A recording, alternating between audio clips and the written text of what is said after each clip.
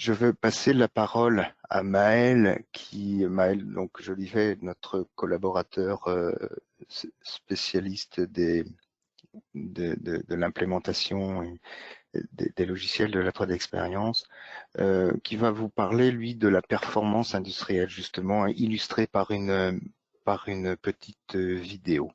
Maël, si tu es Oui, dispo, si tu es là, voilà, je vais te lancer la vidéo. bonjour à tous. Donc, je vais rapidement vous présenter les applications de manufacturing dans un premier temps, avec l'exemple d'une maquette d'un bateau en structure métallique pour commencer, donc d'un jumeau numérique. Voilà, un jumeau numérique complet ou partiel avec uniquement la structure. On va commencer donc par le découper en blocs, comme ça se fait pour les gros navires. Donc, on a un planning de production par bloc affiché sous forme 3D, ici, de briques. Donc, chaque bloc a sa brique et peut être décomposé ensuite par des sous-ensembles. On peut aussi avoir une vue classique en Gantt. Les deux vues sont liées. Si on modifie le Gantt, on modifie les infos du bloc et inversement. Donc, c'est vraiment une liaison forte.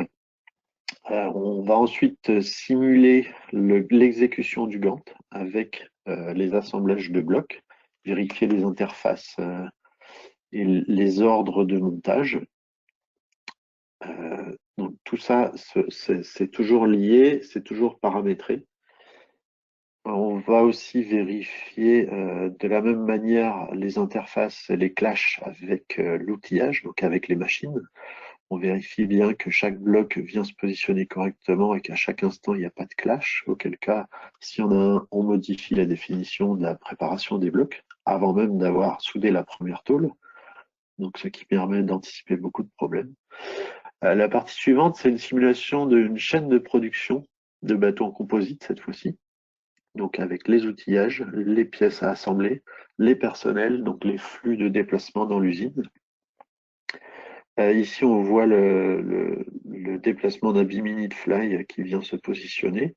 Donc, on vérifie de la même manière s'il y a des clashs. On peut également simuler tout ce qui est détourage et barbage de pièces dans l'usine. Donc, simulation du positionnement du robot, simulation des flux de personnes autour, des déplacements de pièces. On va aussi programmer directement les machines en environnement 3D. Donc ici, on a le détourage d'une ouverture. On génère donc le G-code pour la machine à commande numérique. On va pouvoir ici copier-coller une opération de détourage d'une ouverture vers une autre ouverture en repointant les nouvelles entrées. Donc on resélectionne le contour de la nouvelle ouverture et ça nous génère l'étape d'usinage suivante. Voilà, donc on gère toute la chaîne de fabrication en restant dans l'interface 3D Experience, dans l'interface CATIA. Ici, le client lourd, mais on peut rejouer toutes ces simulations-là dans le client léger, donc en mode web. Voilà pour la présentation rapide, je vous l'accorde, des applications de manufacturing. Denis, je Merci. te repasse la main. Merci Maël, merci pour ce commentaire. Voilà, encore une fois, on n'a pas voulu vous inonder de vidéos, mais on en a choisi quelques-unes juste qui nous pensaient, que l'on pensait illustrer correctement notre propos. Et là, la dernière vidéo que l'on va vous montrer va plus vers l'aspect innovation, on en parlait tout à l'heure, collaboration, comment accélérer le flux d'innovation et de développement d'un projet pour jusqu'à la réalité virtuelle, non pas en tant que en tant que vente ou présentation à un client, mais au sein d'un bureau d'études pour du développement. Je sais là aussi que ça parlera certainement à quelques-uns d'entre vous. Maël, je te redonne la main sur cette prochaine vidéo, si tu veux bien. Oui, oui, oui. Donc cette fois-ci, on va parler de la partie design, donc qui est en amont de la fabrication. Donc de toutes les applications modernes de création de design. Ici, on voit par exemple l'utilisation d'une tablette graphique tactile pour tracer des lignes de design sur des images ou sur un modèle 3D existant. Donc, c'est pas seulement des lignes tracées au crayon, ce sont des lignes paramétrées et que l'on peut modifier, sur laquelle on va s'appuyer pour créer donc les surfaces ou les solides paramétrés toujours. Ici, c'est l'application Imagine & Shape qui permet de créer des surfaces CATIA. Donc, c'est pas seulement un maillage, ce sont des vraies surfaces sur lesquelles on peut s'appuyer pour créer des éléments volumiques par la suite. On remarque que le bateau est affiché en mode rendu réaliste avec des matériaux. Donc ici, on copie les matériaux des éléments existants pour les appliquer aux nouvelles pièces. Donc ça va très très vite.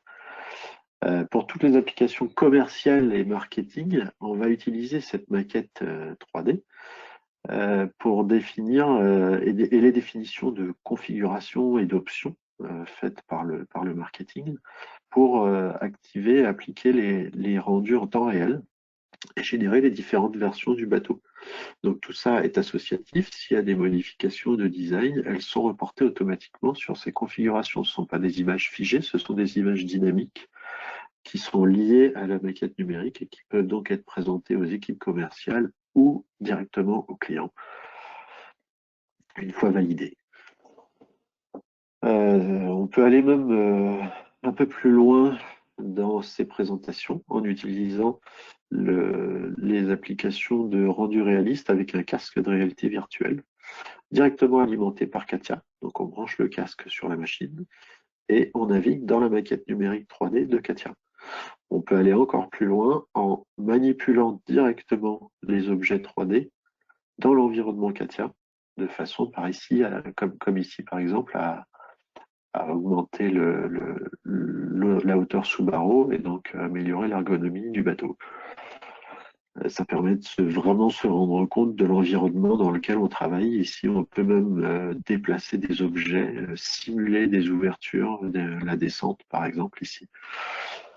Les rendus réalistes sont aussi faits depuis Katia directement, avec toujours cette même maquette numérique et des matériaux que l'on applique, que l'on crée de toutes pièces ou on utilise les matériaux livrés dans l'installation de Katia. Alors, on a ici des matériaux assez complexes, avec même des matériaux en mouvement pour certains. On peut créer des vidéos en rendu réaliste. Là, on est toujours dans l'environnement Katia.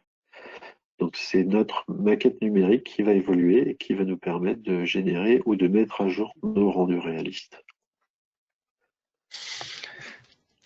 Merci, merci beaucoup Maël pour ces explications. C'est un point important sur lequel on voulait insister puisque vous l'avez peut-être compris maintenant, notre alors vision, c'est un bien grand mot, mais enfin les solutions, en tout cas que Dassault Systèmes a choisi de développer, pas uniquement pour le marine offshore bien entendu, mais depuis quelques années, un peu plus précisément pour le marine offshore, c'est bien ce qu'on appelle le model base, c'est bien la maquette, le 3D au centre des services d'une entreprise, au centre et au service d'une entreprise.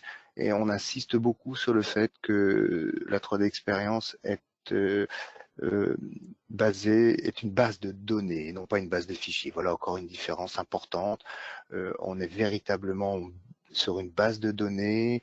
Les données, c'est pour ça, c'est ce qui permet d'avoir ces données en temps réel, à jour, et chaque service vient, j'allais dire, faire ses courses sur ces données. Le marketing a besoin effectivement de ces rendus-là, mais pas uniquement. Les ingénieurs de développement peuvent aussi avoir besoin. Et la production aura besoin de ce dont Maël nous parlait tout à l'heure pour de la simulation de flux dans les ateliers. Il y a aussi les fiches de méthode, c'est Nicolas qui s'occupe de ça. On en reparlera plus précisément dans d'autres séminaires. Voilà un petit peu ce que l'on voulait échanger avec vous aujourd'hui.